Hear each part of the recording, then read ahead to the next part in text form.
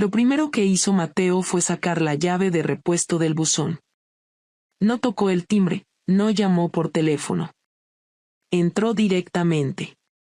En casa, yo estaba en la cocina, en bata, preparando una infusión y escuchando a Joaquín Sabina bajito por el altavoz del móvil. No era la escena típica de una esposa infiel, ¿verdad? Ni lencería, ni perfume, ni un amante escondido en el armario. Nada de eso. Solo yo, mi bata de cuadros y una taza humeante. ¿Qué haces aquí?, pregunté, sorprendida. Su vuelo no llegaba hasta el día siguiente. Él no contestó. Dejó la maleta a un lado, fue al salón y encendió el televisor. En la pantalla, un canal local, en bucle, partido de balonmano suspendido tras incidente en el pabellón municipal de Aldaya. Mateo subió el volumen justo cuando la presentadora decía, tras una acalorada discusión entre una mujer del público y un jugador del equipo visitante, presuntamente su pareja. Y ahí estaba yo. En primer plano. Pelo recogido, cara desencajada, gritando como una posesa. Y ahí estaba él también. David. Con el uniforme del equipo, sudado, con cara de no saber si salir corriendo o besarme. En el fondo, el público grabando con sus móviles, algunos riéndose, otros abucheando. Una señora intentaba separarme del muchacho. Sentí un vuelco en el estómago. Lo último que esperaba era que alguien hubiera grabado ese momento. Fue solo un arrebato, uno estúpido. No iba con intención de montar nada. Solo quería verlo jugar, como tantas otras veces. Pero cuando lo vi flirteando con una chica de la grada, se me nubló todo. Mateo se volvió hacia mí con los brazos cruzados. ¿Tienes algo que decir? Ni siquiera lo intenté. Porque lo peor no era que me hubiera pillado. Lo peor era que por primera vez en mi vida, no me sentía culpable. Solo avergonzada de que todo hubiera salido así, como un mal sketch de televisión. Yo llevaba, lo primero que hizo Mateo fue sacar la llave de repuesto del buzón. No tocó el timbre, no llamó por teléfono. Entró directamente. En casa, yo estaba en la cocina, en bata, preparando una infusión y escuchando a Joaquín Sabina bajito por el altavoz del móvil. No era la escena típica de una esposa infiel, ¿verdad? Ni lencería, ni perfume, ni un amante escondido en el armario. Nada de eso. Solo yo, mi bata de cuadros y una taza humeante. ¿Qué haces aquí?, pregunté, sorprendida. Su vuelo no llegaba hasta el día siguiente. Él no contestó. Dejó la maleta a un lado, fue al salón y encendió el televisor.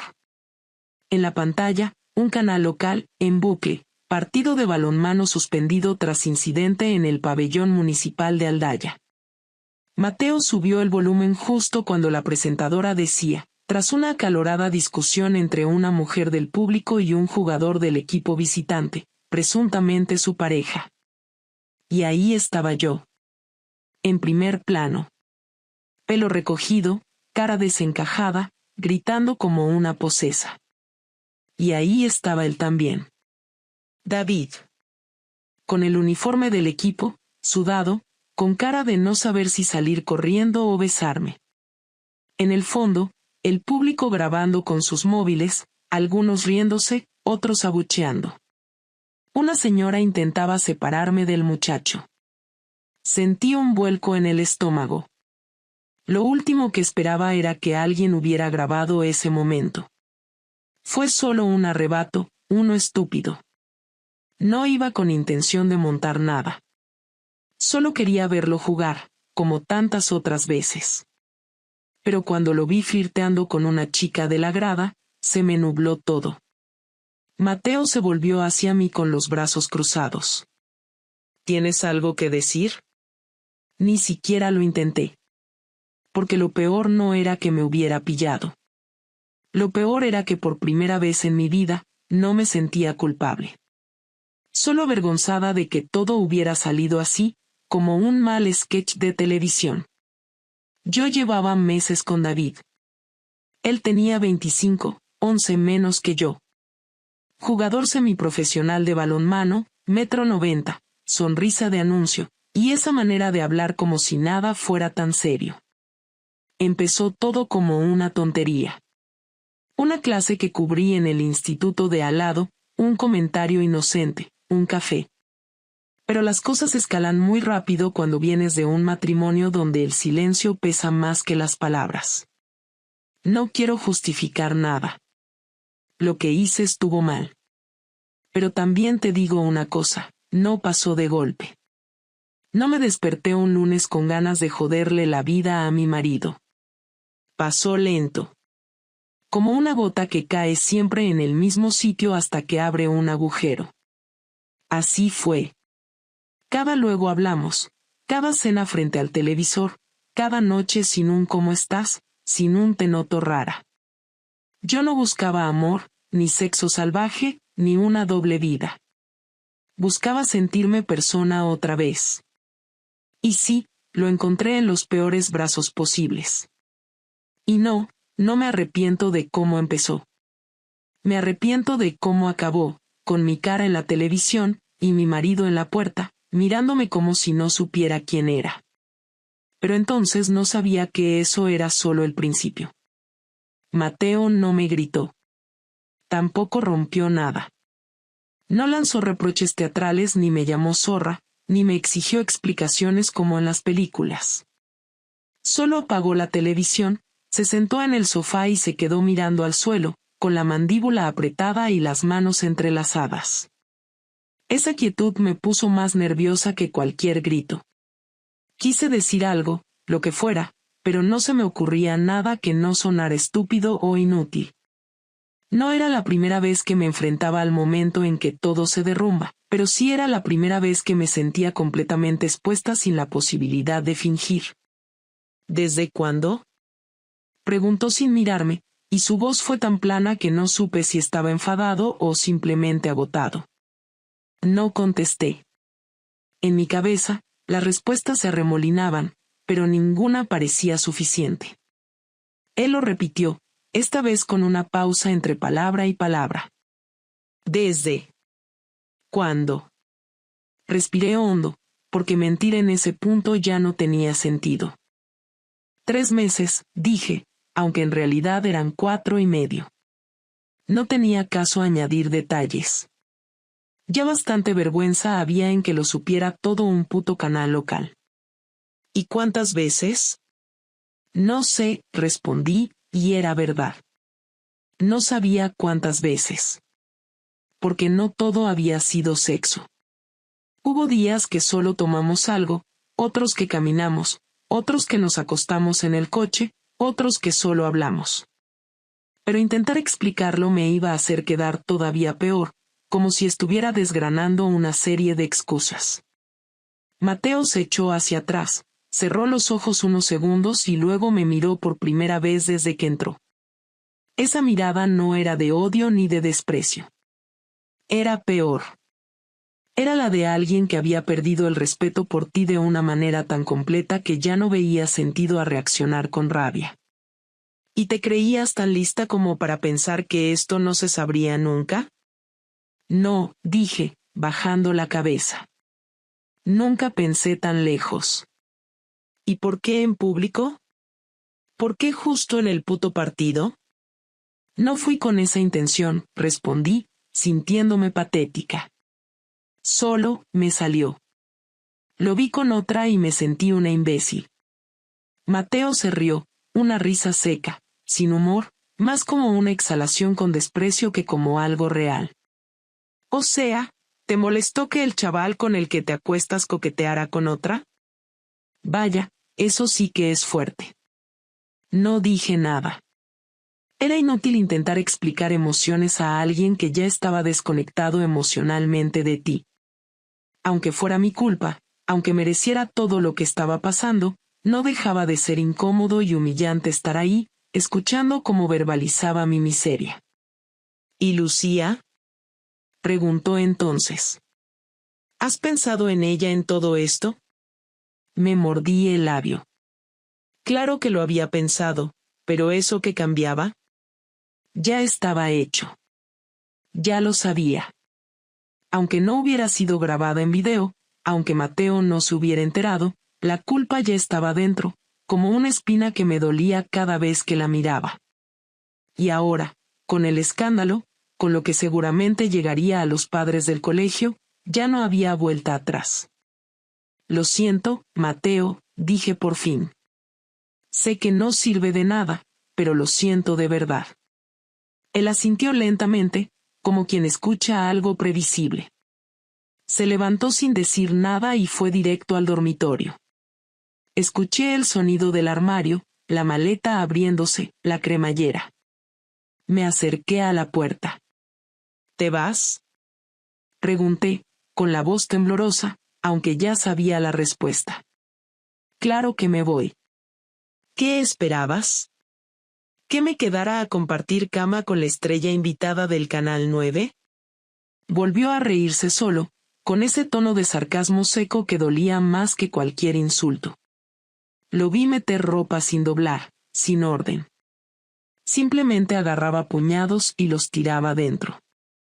Todo tan mecánico como si llevara meses imaginando esa escena. Mateo, por favor, hablemos, intenté, pero ni yo creía que ese intento tuviera sentido. ¿Hablar? ¿De qué quieres hablar, Laura? ¿De cómo me pusiste los cuernos con un tío al que le sacas una década?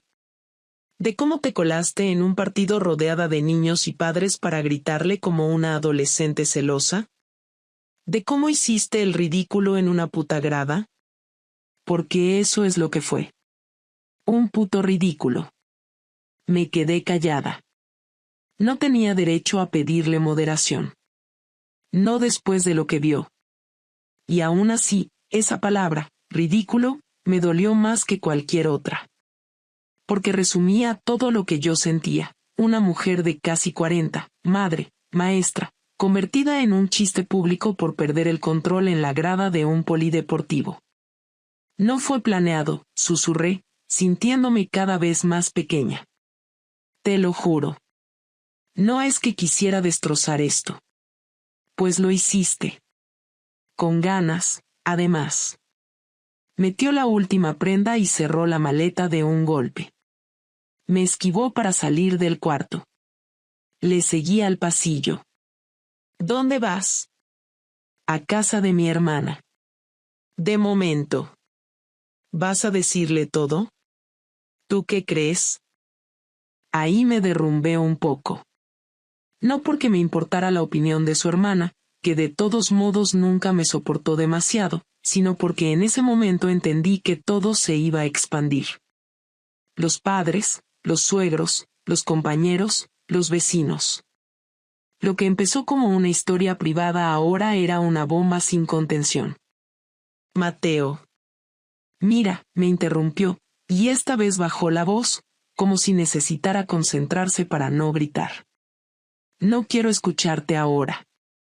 No sé qué voy a hacer, no sé si esto tiene arreglo, no sé si algún día podré mirarte sin ver esa imagen tuya chillando como una loca. Pero te juro que si Lucía se entera de esto por alguien más y no por mí, te lo hago pagar. ¿Estamos? Asentí. No tenía nada que decir. Solo podía tragarme la vergüenza y esperar lo que viniera. Él agarró la maleta, abrió la puerta y antes de salir, dijo algo sin girarse. Cierra bien. No quiero volver, pero no me gustaría que se te colara otro jugador por error. Y se fue. Me quedé sola en la entrada, con las llaves todavía en la mano, temblando. No lloré. Aún no. Eso vino después, mucho después, cuando me di cuenta de que esa puerta cerrándose no era solo la del piso, sino también la del único hombre que realmente me conocía. O al menos eso pensaba yo. Esa noche no dormí nada. No por tristeza, sino por la sensación de no saber qué iba a pasar después. A las 2 de la mañana todavía estaba en el sofá, con la tele encendida sin sonido, mirando las imágenes del partido repetidas en las redes, grabadas desde distintos ángulos. En cada video se escuchaban risas, insultos, comentarios de desconocidos que se sentían con derecho a opinar sobre mi vida. Era humillante. Me habían convertido en una anécdota local, en una mujer histérica de 40 años que había perdido los papeles por un jugador. En los grupos de Facebook de mi barrio, alguien había puesto: la profe del San Miguel se lía con un chaval y la pillan en el polideportivo. Cientos de comentarios, algunos burlones, otros directamente crueles. Había nombres de padres del colegio, gente que conocía. No solo Mateo había visto el video, medio Valencia lo había visto. Al día siguiente fui a trabajar igual, como si nada. No podía darme el lujo de desaparecer. En el colegio me recibieron con una mezcla de silencio incómodo y miradas evitadas. Nadie me dijo nada directamente, pero se notaba en el ambiente. La directora me llamó a su despacho al mediodía y me pidió que tomara unos días. No lo hizo con dureza, ni siquiera con enfado. Lo hizo con ese tono de "es por tu bien" que me resultó insoportable. Asentí y me fui antes de llorar delante de ella. En el coche, al salir del aparcamiento, vi dos madres hablando cerca de la verja. Una de ellas me miró y apartó la vista en cuanto nuestras miradas se cruzaron. Era cuestión de tiempo antes de que Lucía se enterara. Volví a casa con un nudo en el estómago. No había ni un mensaje de Mateo. Nada. Ni una llamada, ni un reproche, ni siquiera una notificación del banco o del colegio. Silencio absoluto. Esa indiferencia me mataba más que cualquier pelea. Esperé 2 días hasta que finalmente me llamó. La voz que escuché al otro lado no era la suya de siempre, era seca, controlada, como la de alguien que ya había decidido algo. Necesitamos hablar, dijo. Ven mañana a las 8 a casa de mi hermana. Colgué sin responder. Me pasé el resto de la tarde en piloto automático, preparando la mochila de Lucía, lavando los platos, doblando ropa, todo sin pensar, solo haciendo movimientos para llenar el tiempo. La niña no sabía nada todavía. Le dije que su padre estaba trabajando fuera unos días y que volvería pronto.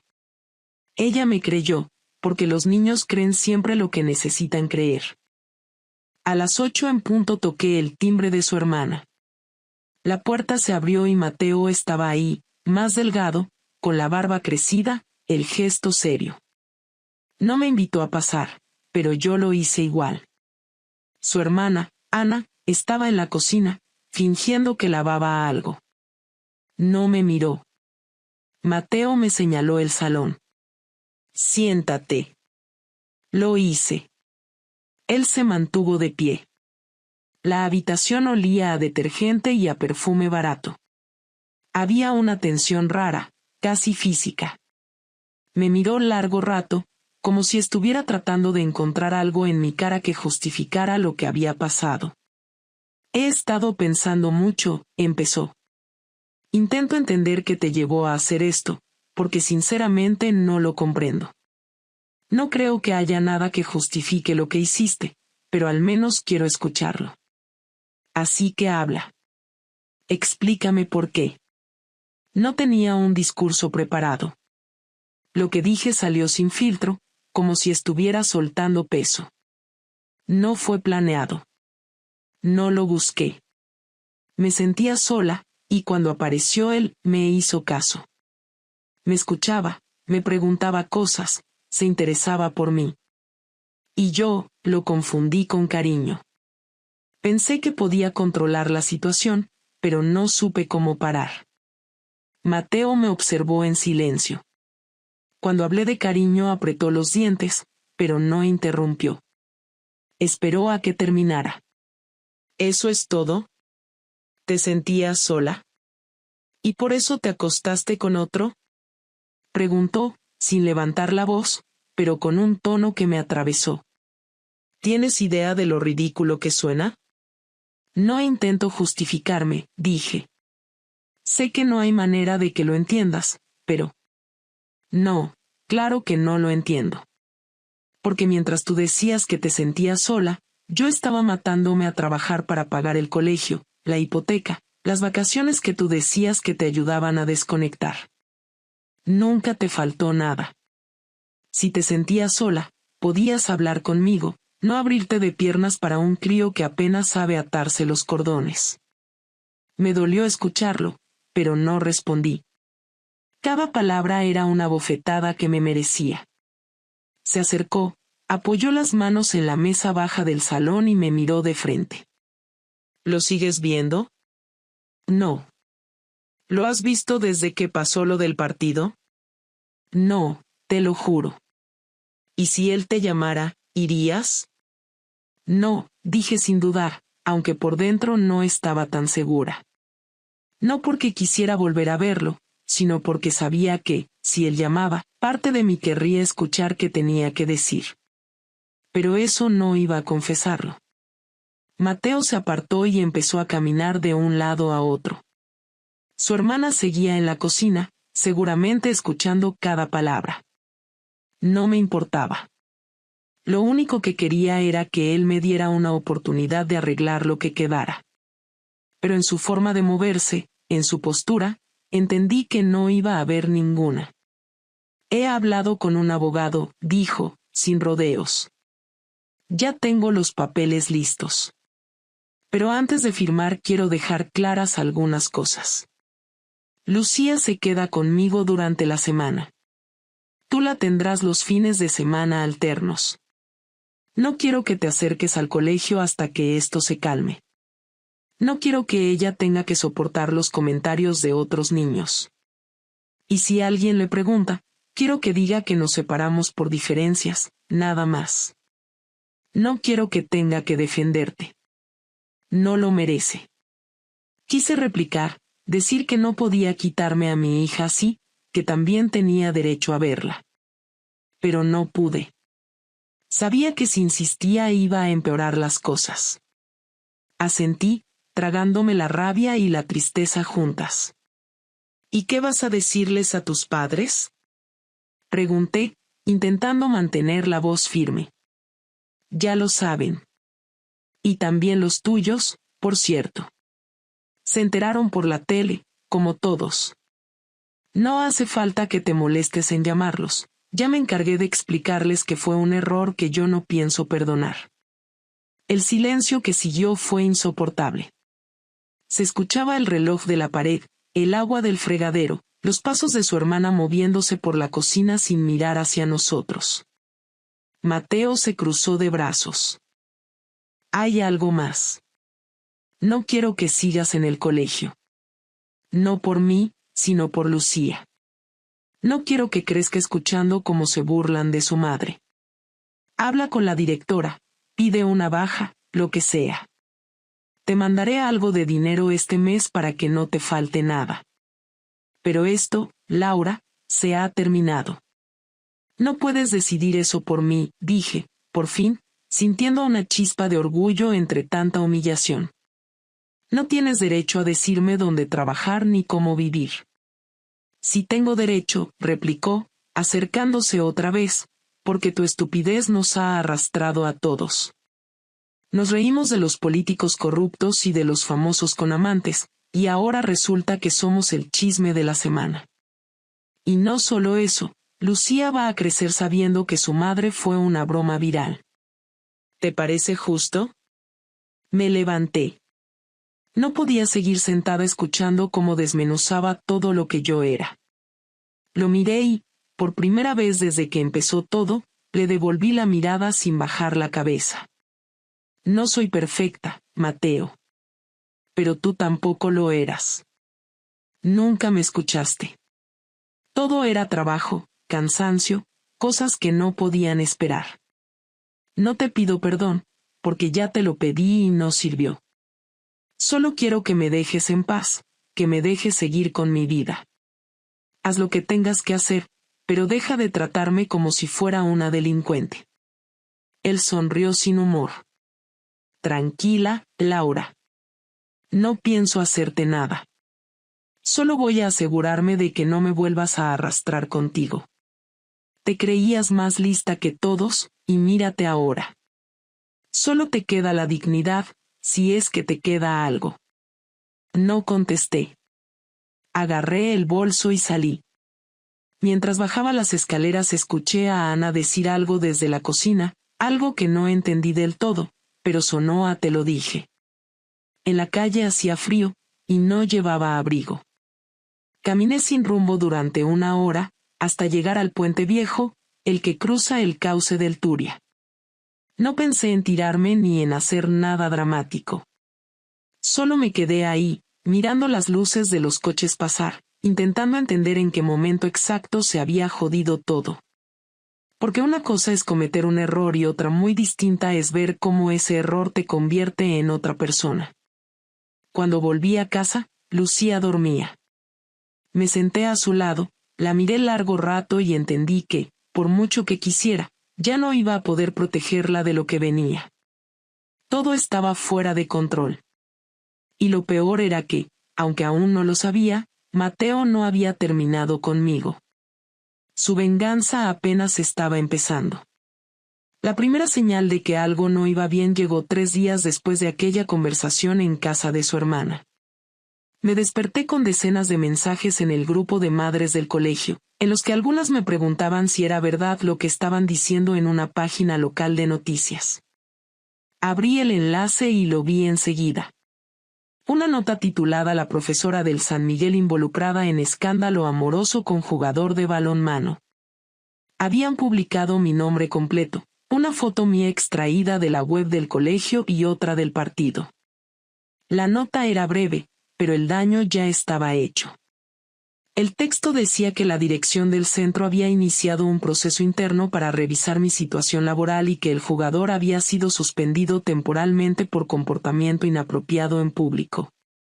Lo más grave era que en los comentarios todos sabían que la fuente era alguien cercano a la familia del marido. No tuve que pensar mucho para saber quién lo había filtrado. Llamé a Mateo, y contestó al tercer intento. Su tono era tranquilo, casi educado, y eso me dio más miedo que si me hubiera gritado. ¿Has visto las noticias?, pregunté, conteniendo la rabia. Sí, respondió, sin titubear. Y espero que te sirva para entender la magnitud de lo que hiciste. ¿Tú las filtraste?, insistí. No. Solo conté la verdad a quien debía saberla. Si luego alguien la contó a otros, no es culpa mía. Tú misma te expusiste, Laura. No me culpes por las consecuencias. Esa conversación fue breve, pero me dejó una sensación de vacío que no supe quitarme. En cuestión de horas, la dirección del colegio me llamó para confirmar mi suspensión. No era un despido formal, pero me pidieron que no asistiera hasta nuevo aviso. Todo el esfuerzo de años se derrumbaba en una semana. Llevaba 12 años trabajando allí, conocía a casi todas las familias, había visto crecer a sus hijos, y ahora era la profesora que se acostó con un jugador. No importaba que el chico fuera mayor de edad ni que no tuviera relación con el colegio. El daño estaba hecho. Por la tarde, cuando fui a recoger a Lucía a casa de una amiga, la madre, que antes era cercana, me atendió con una sonrisa forzada. Dijo que la niña ya había cenado y que estaba cansada, que quizá era mejor que no siguiera viéndola hasta que las cosas se calmaran. La niña estaba en la puerta, sin entender nada. Me abrazó, y su amiga la miró como si tuviera delante a alguien que daba vergüenza. Ese momento me rompió. No lloré, porque no quería que Lucía me viera débil, pero en el coche no pude contenerlo. Ella me preguntó si me pasaba algo y yo le dije que estaba cansada. No quería que supiera todavía que su padre estaba detrás de todo eso. Esa noche, el buzón de correo electrónico se llenó de mensajes. Algunos de padres, otros de antiguos compañeros, y también de desconocidos. Había insultos, burlas, mensajes anónimos con frases que no repetiría. Uno de ellos contenía fotos mías que solo Mateo podía tener, Imágenes de cuando aún estábamos juntos, en la playa o en casa, algunas en ropa interior que yo nunca había compartido con nadie. No estaban en ninguna red social. No eran fotos comprometedoras del todo, pero bastaban para que cualquiera entendiera el mensaje. Lo que más me dolió fue comprobar que estaban editadas con texto encima, frases sarcásticas sobre la profe moderna. Entendí que él no se conformaría con castigarme en privado. Quería destruirme por completo. Llamé a un abogado para consultar si podía denunciarlo. Me explicó que, si no tenía pruebas directas de que él había sido quien las difundió, sería difícil. Los archivos provenían de una cuenta falsa, sin rastro. Pero el tono, las palabras y el momento coincidían demasiado con su estilo. No necesitaba confirmación. Lo conocía mejor que nadie. Mateo siempre fue metódico, organizado y cuidadoso. Su forma de vengarse no iba a ser impulsiva. Sería progresiva, controlada, planeada como una estrategia. Los días siguientes fueron una sucesión de golpes. Mi banco me notificó que la cuenta conjunta estaba bloqueada. No por falta de fondos, sino porque Mateo había solicitado la separación de bienes provisional mientras se resolvía el divorcio. De un día para otro, no podía usar mi propia tarjeta. Llamé a la entidad, y me explicaron que, como el titular principal era él, había congelado los movimientos por prevención. No tenía acceso ni a mis ahorros ni al dinero de los últimos meses de trabajo. Solo me quedaban 700 euros en efectivo. Fui a buscarlo a su oficina. La recepcionista, que me conocía, me dejó pasar con una expresión incómoda. Mateo estaba sentado tras su escritorio, revisando documentos, con ese aire profesional que siempre lo acompañaba. Cuando me vio entrar, se limitó a decir: «Esto no es el lugar, Laura». «¿Me bloqueaste las cuentas?» «Sí. Es una medida temporal. No quiero que uses nuestro dinero para limpiar tus errores. Es mi dinero también». Era. Ya no. Lo dijo con calma, sin levantar la voz, sin perder el control. Lo odié por eso. Me habría resultado más fácil si me hubiera gritado, si me hubiera insultado, pero no. Su frialdad era peor. «¿Qué más piensas hacerme?», pregunté. «Nada que no te hayas ganado». Esa frase me quedó dando vueltas. Cuando salí del edificio, sentí que ya no tenía nada que perder. Intenté contactar con David. No por amor, sino por necesidad de hablar con alguien que no me juzgara. Me había borrado. Su número ya no existía, su perfil de redes cerrado, su dirección cambiada. Su club había anunciado que dejaba temporalmente el deporte para centrarse en su bienestar personal. Me quedé sola, sin pareja, sin trabajo, sin reputación, sin dinero. Una semana después, llegó la citación judicial para la custodia. Mateo pedía la guarda completa de Lucía. En el documento, su abogado argumentaba comportamiento moral inadecuado, exposición pública y riesgo emocional para la menor. Me temblaban las manos mientras leía. La venganza de Mateo no era solo para humillarme, era para quitarme a mi hija. Ese día fui a buscar a Lucía al colegio aunque sabía que él no lo permitiría. Esperé fuera de la verja, y cuando ella me vio, corrió hacia mí. La abracé, pero un minuto después, Mateo apareció, se interpuso y dijo con voz firme: «No hagas esto delante de ella. No uses a nuestra hija para tus culpas». Lucía me miró confundida. Yo no dije nada. Él la tomó de la mano y se la llevó, y yo me quedé parada, viendo cómo se alejaban entre los demás padres. Me sentí invisible. Nadie se atrevía a mirarme directamente, pero sabía que todos sabían. Esa noche me encerré en casa y empecé a escribir todo lo que había pasado desde el principio. No por venganza, sino para no perder la cabeza. Me di cuenta de que había cometido un error enorme, pero también de que Mateo estaba dispuesto a arrastrarme más allá del castigo razonable. Quería dejar constancia de cada mensaje, cada publicación, cada acción suya, por si algún día podía usarlo a mi favor. A la mañana siguiente, un mensajero llamó a la puerta. Me entregó una caja de cartón con mi nombre escrito en marcador negro. Dentro estaban todas mis cosas personales de la casa, ropa, libros, objetos pequeños, fotos, y una nota. No vuelvas. No quiero verte. Todo lo que necesitabas ya lo arruinaste. En el fondo de la caja, envuelta en papel de cocina, estaba mi alianza partida en dos. No lloré. Sentí rabia, una rabia que no conocía. Decidí que no iba a dejarlo ganar tan fácil. Llamé a mi abogado y le pedí que preparara una denuncia por acoso y difusión de imágenes privadas. Sabía que sería complicado, pero necesitaba hacer algo. También busqué otro empleo. Ninguna escuela me aceptó. En las entrevistas todo parecía bien hasta que googleaban mi nombre y aparecían las noticias. En 2 semanas me convertí en un caso cerrado.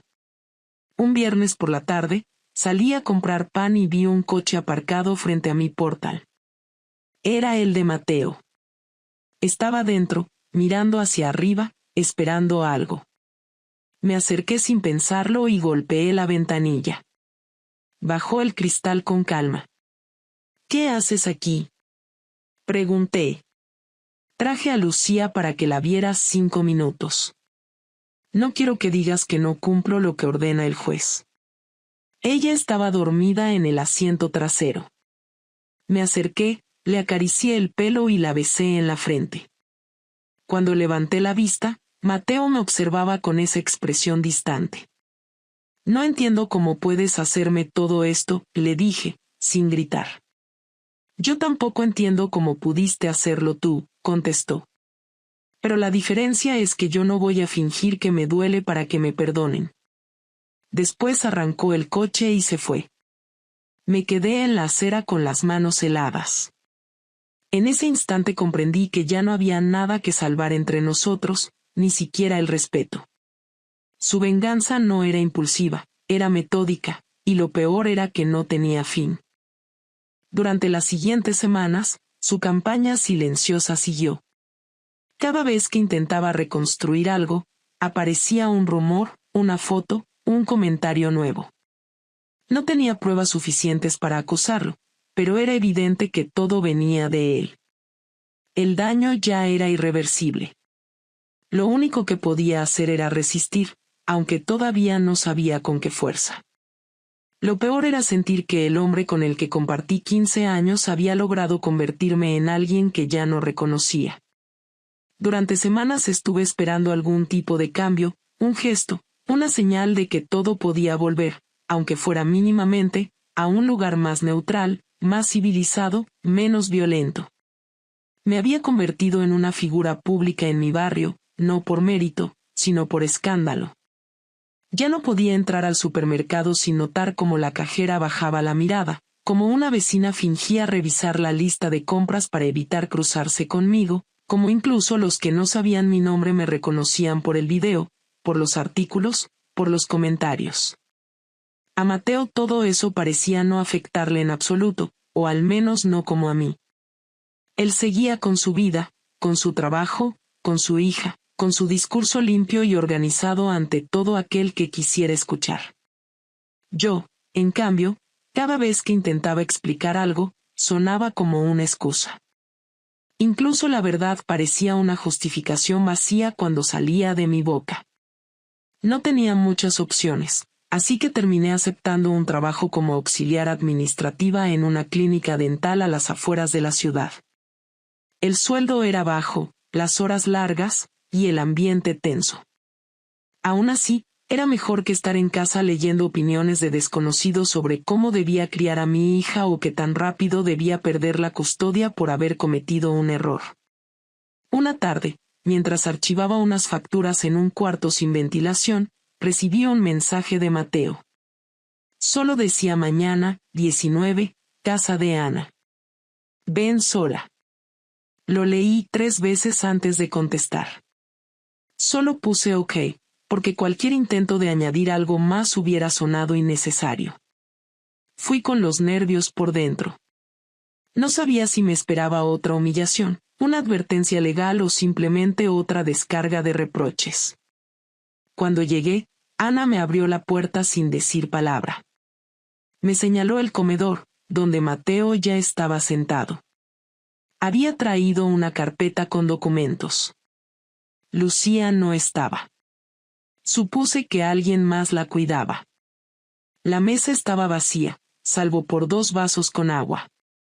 No había ambiente familiar ni intento de cordialidad. Mateo no se levantó ni me ofreció asiento. Simplemente esperó a que me sentara y abrió la carpeta. Estos son los términos finales del acuerdo de divorcio, dijo sin rodeos. Incluye la modificación del régimen de visitas. He reconsiderado algunas cosas.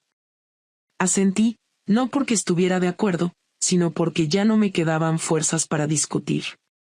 Empezó a explicarme los detalles, el horario de las visitas, los cambios en la manutención, la distribución de los bienes. Todo dicho con una precisión quirúrgica. Yo tomaba nota mentalmente, aunque sabía que mi abogado tendría que revisar todo antes de que firmara algo. Pero no es solo eso por lo que te pedí que vinieras, dijo de pronto. Quiero que hablemos. Por última vez. Y sin abogados. Solo tú y yo. Me sorprendió. No tanto por el tono, sino porque Mateo llevaba semanas evitando cualquier interacción que no fuera necesaria. Asentí otra vez, esperando que no fuera una trampa emocional. No sé si esperabas que algún día te perdonara, empezó. Pero quiero que sepas que no va a pasar.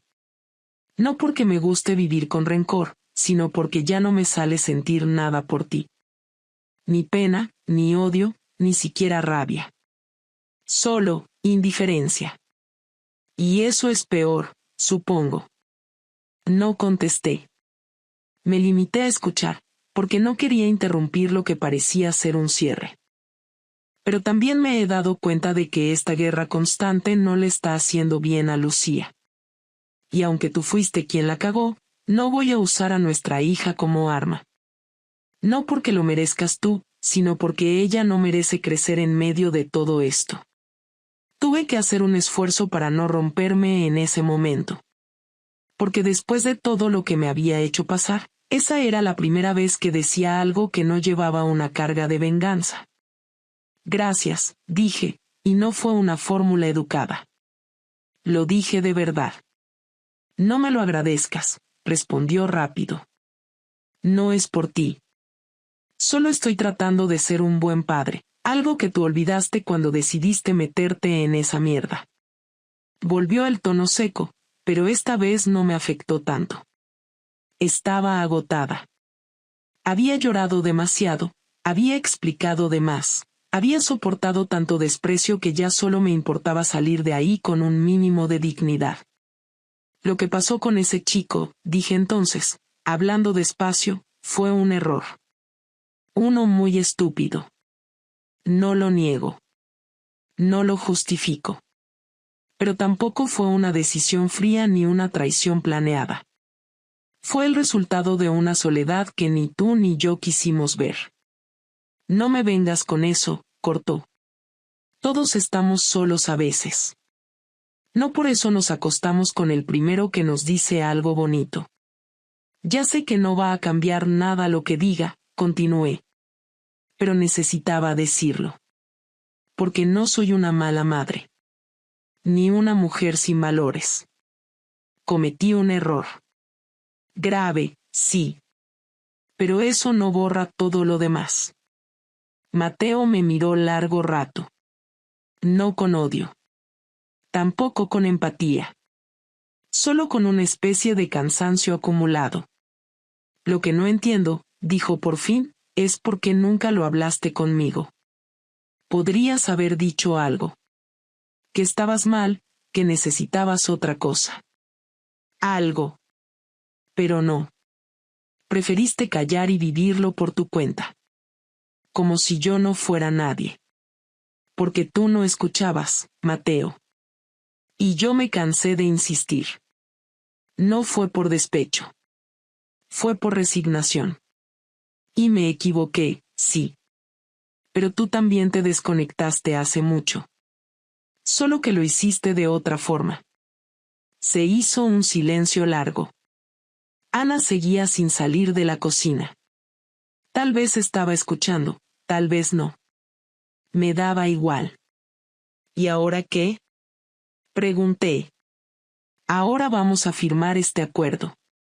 Vamos a compartir la crianza de Lucía de forma civilizada. No voy a volver a humillarte, ni a mover hilos para joderte más. Pero tampoco voy a fingir que somos amigos. No quiero tener ninguna relación contigo más allá de lo que implique nuestra hija. Y cuando ella crezca, cada uno seguirá por su lado. ¿Entendido? Sí, respondí. Y no le digas nunca que fui yo quien filtró las fotos o las noticias. Nunca lo sabrá. No por ti. Por ella. Me levanté despacio. No quedaba nada más que decir. Antes de salir, lo miré una última vez. ¿Alguna vez fuiste feliz conmigo? Tardó en contestar. Luego dijo. Sí. Durante muchos años. Por eso me jodió tanto todo esto. Asentí. Salí sin mirar atrás. En el coche me quedé unos minutos en silencio, sin llorar, sin pensar. Solo respirando. Esa fue la última conversación real que tuve con Mateo. Después todo fue por abogados, correos fríos, agendas compartidas. No volví a ver su lado humano. Pero esa noche, por un instante, entendí que el dolor de él no era solo venganza. Era decepción. Y quizás, por fin, había empezado a entender el mío también. El acuerdo se firmó sin incidentes 2 semanas después de aquella conversación.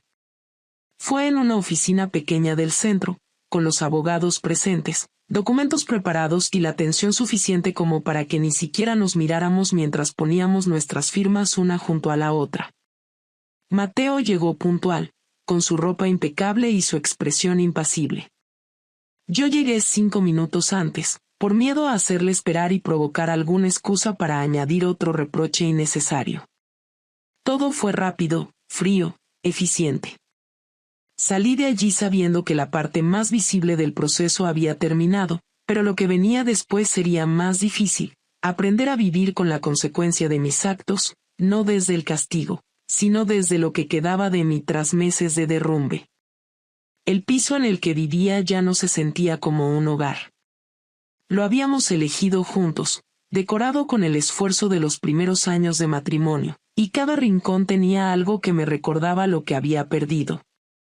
Tiré muchas cosas, regalé otras, incluso vendí algunos muebles por internet para poder pagar lo básico hasta que mi sueldo empezara a estabilizarse.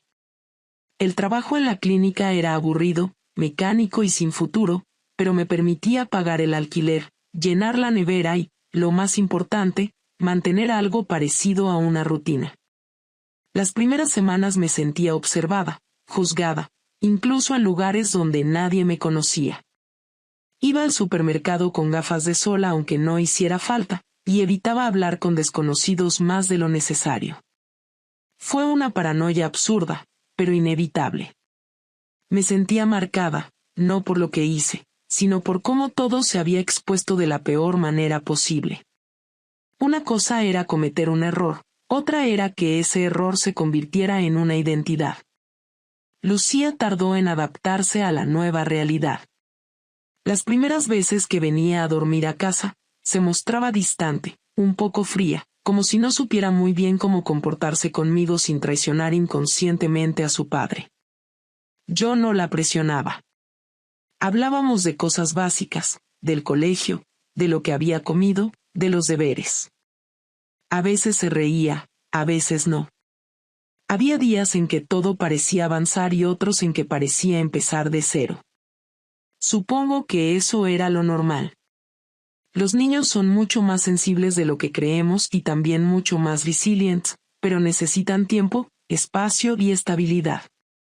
Me prometí que no iba a cargarla con lo que pasó, que no iba a justificarme con ella ni a intentar que entendiera lo que ni yo misma había terminado de procesar. Mi error era mío, no de ella. Una tarde, mientras cenábamos pasta con tomate, me preguntó directamente si me había peleado con papá por otro hombre. Me quedé helada. No esperaba esa pregunta, al menos no tan pronto. Le pregunté quién le había dicho eso y me respondió que nadie, que lo había escuchado en el patio del colegio. Me temblaron las manos. No porque no supiera qué decir, sino porque no quería arruinar aún más su infancia con una mala respuesta. Le dije que sí, que su padre y yo habíamos tenido muchos problemas, que yo había hecho algo muy grave y que por eso nos habíamos separado. No usé nombres, ni detalles, ni nada que la confundiera más de lo necesario. Me miró en silencio y siguió comiendo. No dijo nada más. Esa noche, cuando se quedó dormida, estuve un buen rato sentada en el suelo de su habitación, mirando cómo respiraba, sintiendo por primera vez que tal vez, con el tiempo, podría reparar algo. Pasaron los meses. El escándalo se fue enfriando. En el colegio nadie hablaba ya del tema, al menos no abiertamente. Dejaron de escribirme por redes sociales, los periódicos eliminaron los artículos y los vídeos dejaron de circular como antes. Nadie lo olvida del todo, pero al menos dejó de ser noticia. Mateo cumplió con todo lo que prometió. No volvió a atacarme públicamente, respetó los horarios, se mostró cordial en los intercambios de Lucía. No volvimos a tener una conversación real. Solo intercambios logísticos. No me interesaba reconstruir ningún tipo de vínculo. Tenía claro que él me despreciaba, y aunque no podía culparlo por eso, tampoco necesitaba recordarlo cada semana. En el plano personal, me volví mucho más cerrada. No salía con nadie, no hablaba de mi vida privada con compañeros de trabajo ni con conocidos. Lo que pasó me cambió. No tanto por el hecho del engaño, sino por todo lo que trajo después. Descubrí hasta qué punto podía destruirse una persona no solo por lo que hizo, sino por cómo la sociedad juzga ese error cuando lo comete una mujer. Nadie cuestionó si Mateo había sido un marido ausente, si me escuchaba, si teníamos problemas antes de que yo cayera en esa relación paralela. Nadie lo pensó siquiera. Para todos, él era la víctima y yo la culpable absoluta. Y aunque en los hechos lo fuera, también me resultó duro ver cómo la empatía era tan selectiva, como las mujeres que comentaban en los grupos de padres eran las primeras en pedir que me echaran, como las amigas que alguna vez compartieron cenas conmigo me borraron de su vida sin una palabra. Pese a todo, empecé a reconstruirme. Sin prisa, sin grandes planes, sin discursos vacíos. Día a día. Me apunté a un curso de contabilidad, empecé a hacer caminatas los fines de semana, retomé contacto con una antigua compañera de carrera que, aunque al principio me trató con distancia, poco a poco fue abriéndose de nuevo. No volví a buscar a David, no porque no quisiera respuestas,